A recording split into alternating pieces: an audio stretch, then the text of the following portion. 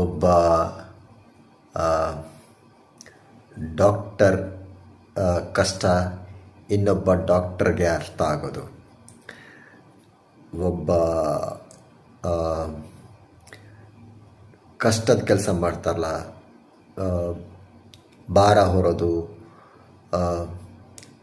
ಧೂಳು, ಟ್ರಾಫಿಕ್ಕಲ್ಲಿ ಹೊಗೆ ಕುಡಿತಾ, ಧೂಳು ಕುಡಿತಾ ಟ್ರಾಫಿಕ್ ಕಂಟ್ರೋಲ್ ಮಾಡೋದು, ಅವರ ಒಂದು ಕಷ್ಟ ಆ ಥರನೇ ಕೆಲಸ ಮಾಡೋ ಇನ್ನೊಬ್ಬರಿಗೆ ಗೊತ್ತಾಗೋದು. ಕುಡುಕರ ಕಷ್ಟ ಇನ್ನೊಬ್ಬ ಕುಡುಕಗೆ ಗೊತ್ತಾಗೋದು. ಕಾರಣ ಬೇರೆ ಇರ್ಬೋದು, ಆದರೆ ಕಷ್ಟ ಕುಡುಕ ಹಾಗೆ. ಈಗ ಒಂದು ದಿವಸ ಇವನ ಹತ್ರ ಕಾಸಿರಲ್ಲ, ಆವಾಗ ಅವನು ಕರ್ಕೊಂಡೋಗಿ ಕುಡಿಸಿರ್ತಾನೆ. ಒಂದು ದಿವಸ ಅವನ ಹತ್ರ ಕಾಸಿರಲ್ಲ, ಆವಾಗ ಇವನು ಕರ್ಕೊಂಡೋಗಿ ಕುಡಿಸಿರ್ತಾನೆ. ಆ ಥರ ಕುಡಿಯೋ ಫ್ರೆಂಡ್ಸ್ಗಳು ಸಿಗ್ತಾರೆ.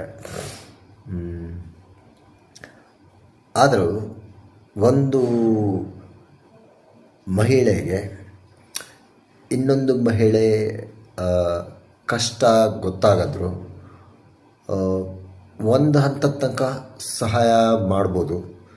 ಬಟ್ ಪೂರ್ತಿ ಸಹಾಯ ಮಾಡೋಕ್ಕೆ ಅವರಿಗೆ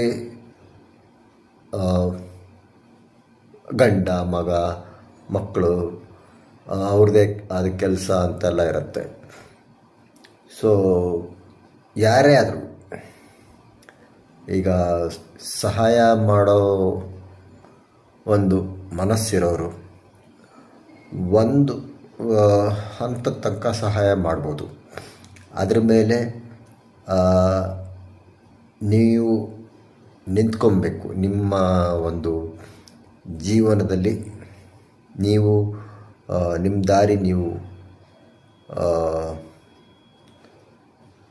ನಿಮ್ಮ ದಾರಿಯಲ್ಲಿ ಈಗ ಏನಂತೀರ, ಕೊನೆ ತನಕನೂ ಸಹಾಯ ಮಾಡೋದು ಅಂತ ಯಾರೂ ಮಾಡೋಕ್ಕಾಗಲ್ಲ.